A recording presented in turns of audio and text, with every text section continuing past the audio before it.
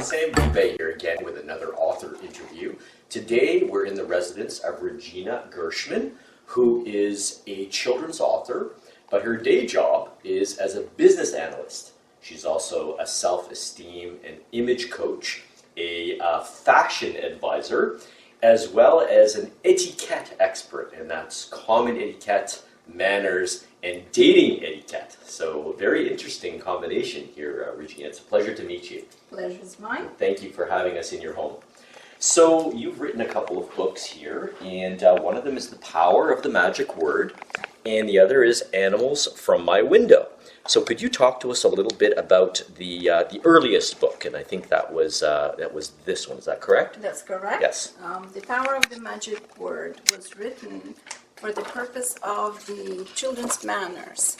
I find in today's society, there's just not enough manners for the children, also for adults as well, that use the courtesy words such as please, thank you, and excuse me. Some kids know it, and some kids absolutely don't know it, and never use it. It never comes in their vocabulary. I had done a couple of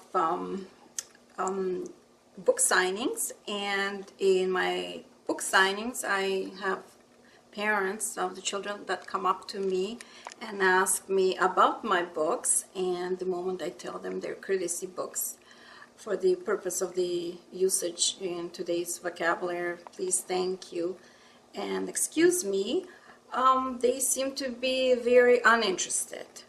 I find that The Power of the Magic Word, sometimes to them it's synonymous with Harry Potter books, and which is not, completely different idea.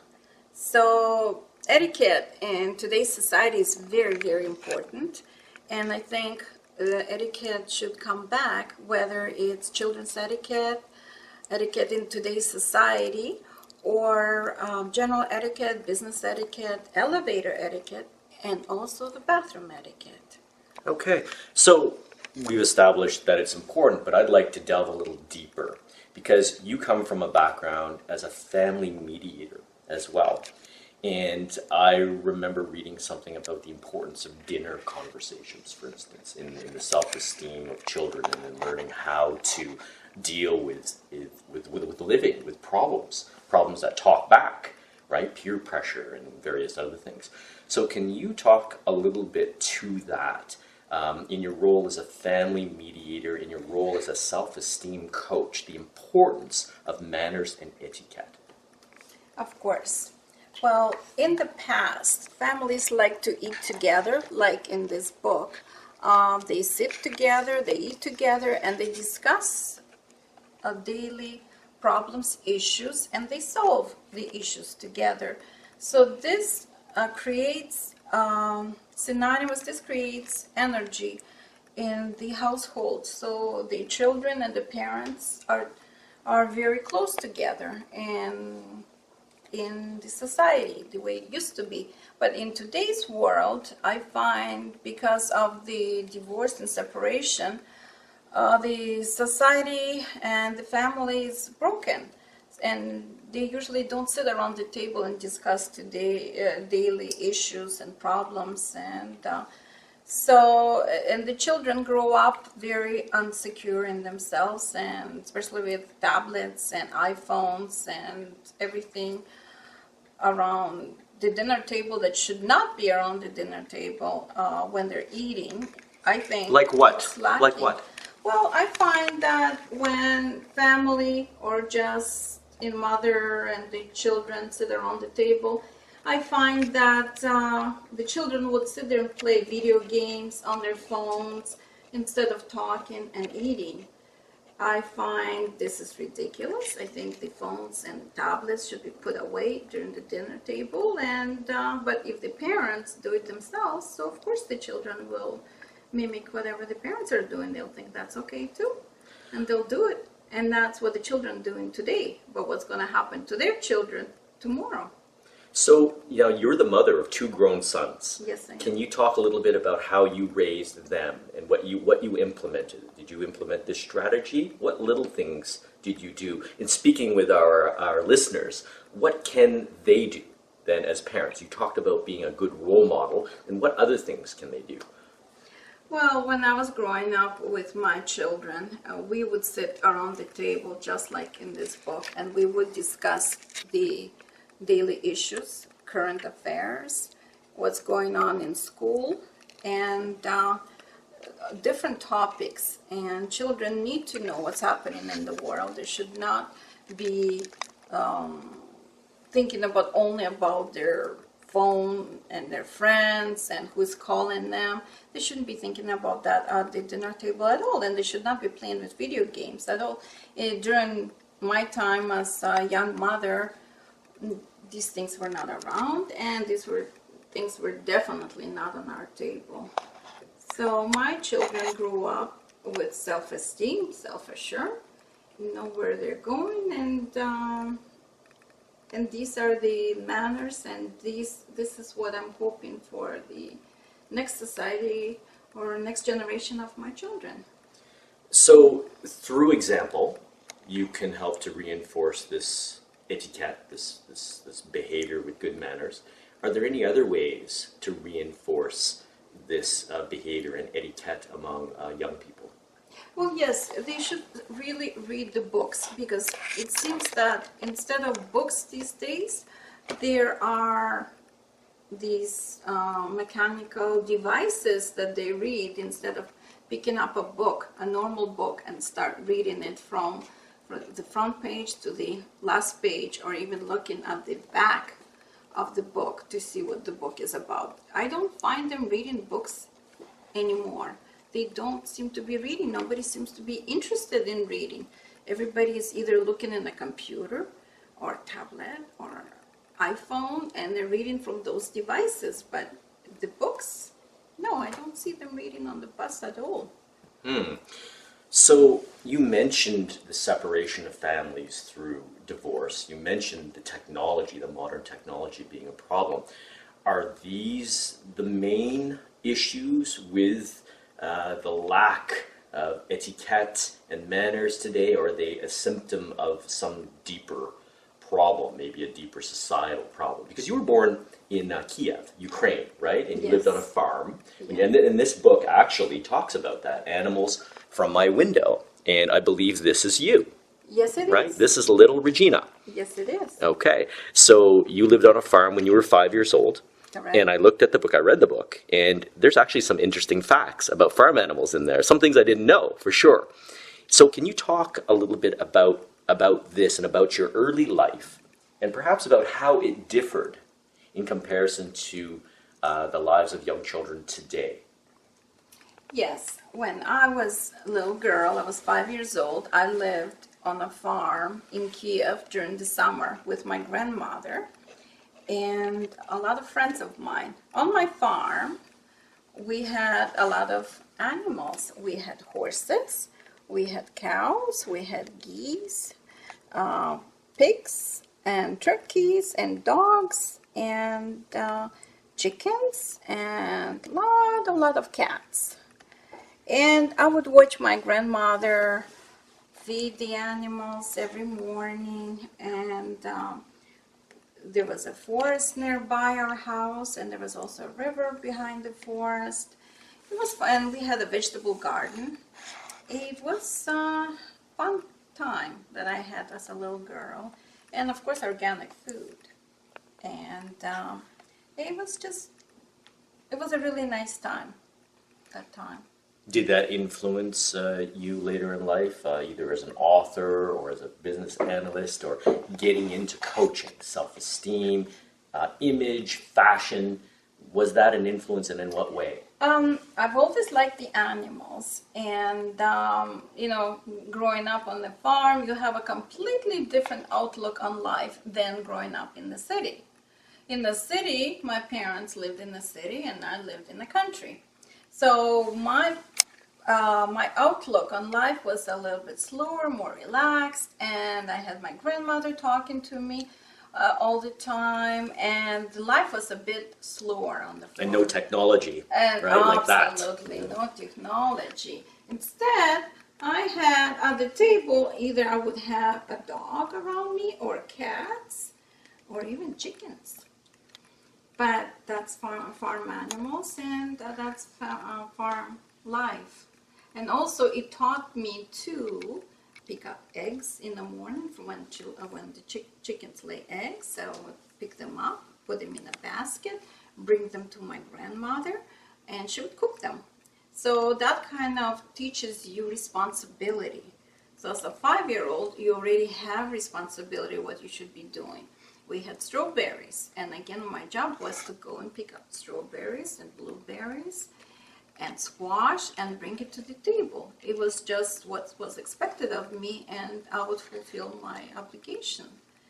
And there was just a lot of things that were happening on the farm. A lot of different activities, a lot of different ways to engage a 5-year-old girl, is what you're saying, right? Exactly. Now, apart from reading your books, which obviously is a great idea if you want to encourage any cat in manners, are there any other ways that parents or guardians could encourage children who seem to be just joined to their, iPods and iPads and things? Not to insult Apple or anything, obviously, but any high-tech device. How do you encourage them to disengage from those? Well, I would encourage them to go outside and play. They don't play anymore, and of course the parents would sit outside and watch their children play. Take them to parks, make sure they're away from their cell phones. Don't give the cell phones to children who are under the age of 12 at least. Because right now, again, when they come home, I don't think that any children under 12 years old should be sitting there watching TV 24 hours of the day. Give them a limit, 2 to 3 hours, maybe 2 hours per day, and maybe that's even too much, but I think it's parents' responsibility to engage in their children's activities, to do homework with them, and that parents actually should sit down and do homework with the children, not the children do the homework by themselves. So this way the children can be asking proper questions of the parent. And I find that the parent should spend more time with the children, reading them books, like reading them good night book time, stories at night, but reading actual book, not from the iPhone. And when the children are small, they like the touch and feel and smell of a freshly bought book. I know I do. I know I certainly do. To me, there's nothing more tangible than a book. Exactly, right? Exactly. To me as well. I just love it. Because when the publisher asked me if I want to put it in the electronic device form, my book, I said absolutely not. I want the book to be tangible. I want it to be colorful, and I want the book to have a different color for every page. That's why on the first page it's blue. Yep. The next page is green, and then this page is brown, and this one is tan. And this one is greenish again. And so that's all to better engage. Exactly, yes. And it's also easier for the children to read. Mm-hmm. It's very easy for them to read. Mm-hmm. And also the pictures it's in a whimsical style. So the pictures are very engaging for the children to read, or the parents to read it to the children. Now, what about children? I always wanted to ask an author this question.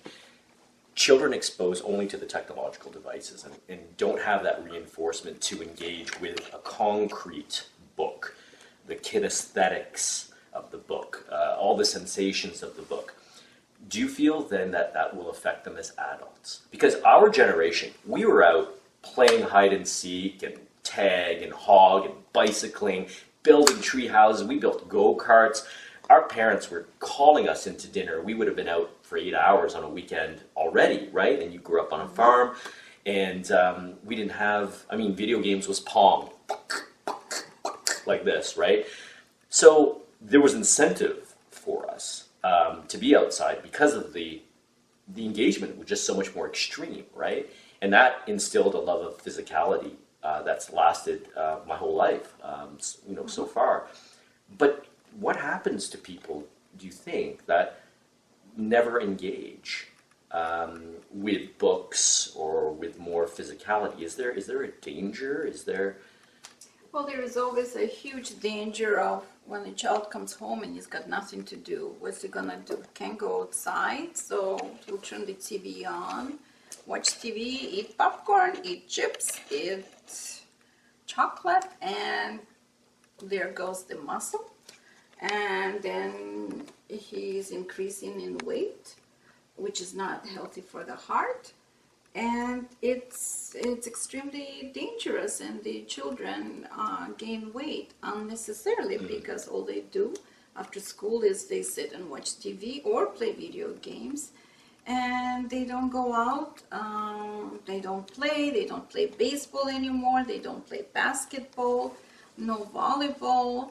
And it's a shame, it's actual shame, because this is what the kids, like you were saying, in our generation, we were always outside playing basketball, playing baseball, and all kinds of different sports. And now, when you look around, you don't see it anymore. You see playgrounds, but there are no children on the playgrounds. It's a shame. We're building the playgrounds for the parents to take the children to the playgrounds. But what happens? The parents take the dogs to the dog park. Why won't they take the children to the playgrounds? That's a very interesting point. That's a very interesting point. And also in the name of, safety, in the name of protecting. I think maybe it can get a little bit extreme. Yeah, that's right. You don't let the child go to the playground by themselves, so you go with them. Right. And take the dog for a walk at the same time. But then you hear about both parents working. Yes. And then not having the time. And I mean, maybe a bedtime story is just not enough, right? So how do you manage, right? How do you manage? Yes. Well, you do try to manage. If you want to have children, you have to know to manage your time. Even though when both people are working, you still need to have time for the children. That's a very powerful statement, Regina. Yes. I'd like to shift gears for a moment because I know you're also an etiquette coach for situations such as dating. So let's shift this to rated G or PG for a moment here. So what are some of the most transgressive etiquette breaches, shall we say, that you've encountered or heard about in your experiences as a dating coach? Well, it's interesting. The traditional way, the way it used to be, is when a man asked a lady out for dinner, the expectancy was that he was supposed to pay for her. Now what I'm hearing is that, from my sources, what I'm hearing is that when a man does ask a lady to go for dinner with him, he doesn't want to pay, and he wants her to pay. Or they don't even go Dutch. He wants her to pay for him. So that's a taboo. That's definitely a no-no. So of course that lady is not going to go out with that man the second time. But this is just not correct. If a man asks a lady to go out for dinner, it's expected of him to pay for himself and for herself and for her. And there were also stories, I know, that sometimes the man tried to ditch from not paying for his lady friend. He would try to get away from the lady friend through a bathroom window. Oh, wow. Okay, that's a little extreme, but yes. Yeah, well, I guess it depends how the date goes, right? But just being devil's advocate now, Regina, how do you reconcile that idea of the man paying with this age of feminine empowerment and equality between the genders, and how do you justify that? I feel I can justify it. I'm a proponent of evolutionary psychology and evolutionary biology to a certain extent, but even having spoken with many women, the general trend I found is that they want a man to pay. They want a man to accept that responsibility. And I know most men, certainly my age, they want to. They feel it's not just obligatory, but the honorable thing to do, and they feel they want to provide. So are these archaic ideas now? Is there a place for that? You're telling me that there is. I think there is. It's just such as tradition, based on tradition, the way it was before, when a lady is being asked for dinner, a man is expected to, she expects a man to pay for her. That is really what's the difference between a man and a woman? She can go out with her girlfriend and she can pay for herself, and her friend can pay for herself. But through tradition, the way it used to be, and hopefully the way it still is men and women cannot be friends. I mean, even though I know so many people are saying, well, yes, they cannot be friends. No, they cannot be friends. So someone always wants to have more. So again, when the man is asking a lady on a date to go out, he doesn't want to be just friends. He wants to be more than just friends. And he wants to pay for her dinner. And if he doesn't want to pay for her dinner, well, then you know it's just friendship and nothing else, and it will not lead anywhere else. But if you're looking for something more than a friendship, then you're looking for something more deep in a relationship. And if the man wants to pay, so he's trying to impress her this way. What about when a woman asks a man out? Is that something you don't advocate then because of this idea? Or is the outcome different? Do they go Dutch if a woman asks a man out? I mean, I accept the idea that you mentioned about, there's definitely many people who feel this way, that men and women can't be friends, and that someone's going to want more, and this and that. We can debate that till the cows come home, so to speak. The cows come home. But then when a woman asks a man out, can you elaborate a little bit about that? Like, etiquette-wise, is that verboten, or? When a woman asks a man out, it's expected, she is hoping she would pay for him. So whoever initiates the date, then, and if he says yes, she would offer to pay for him. But it would be better even if she initiated the date, he would pay for her. Okay, but then what about regardless of gender? Anyone asking anybody out. How do you figure that out? Whoever asks someone out, it's expected that they would pay for them. Okay. Well, I mean, I'm sure we can talk about this forever. Do you have any funny stories? I mean, you talked about the bathroom window escape. Anything else? Perhaps something a non-male has done that struck a chord with you, or that you found very memorable? Well, I also do international etiquette. Okay. And a lot of people come up to me. We live in this country, Canada, and Canada is liberal. But in terms of international etiquette, sometimes business women, as you call some of them very feminist, would like to conduct meetings or do business in Saudi Arabia. So I have clients, women, who come to me in a very short skirts and business suit. And they're telling me that, well, we're planning to go to Saudi Arabia to do business, conduct business as a business attire in a very short skirts. And I would say, fine, there's two of you, where is the man? And they would say, what do we need a man for? Why do we need a man for? And I said, well, first of all, you cannot go to Saudi Arabia in a short skirt and short sleeves and try to conduct business without a man, because unfortunately that country just doesn't conduct meetings with women, only women. I'm sure they do, but if there is a man present as well, and not in a short skirts or hairs and tattoos, it's just not acceptable in that country. So again, I would try to teach them the best way to conduct business in countries like those. So you advocate cultural sensitivity, then. Culture sensitivity, and that takes precedence. Exactly.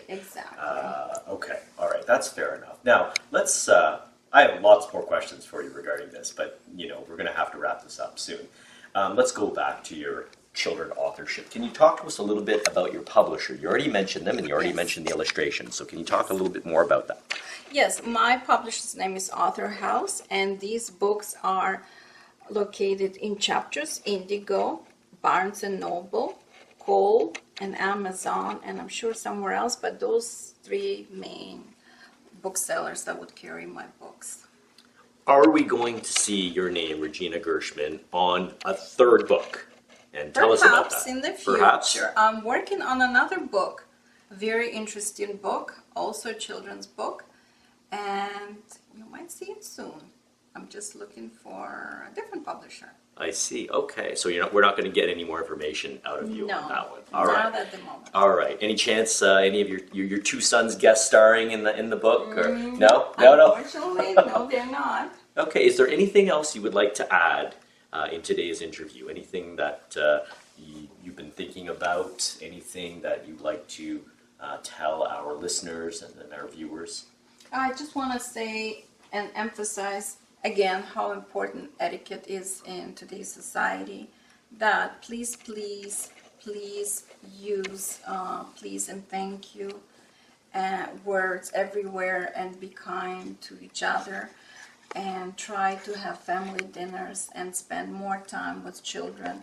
I realize how busy our world is today and how chaotic, but please remember that whatever you put in your children, the children will put into their children.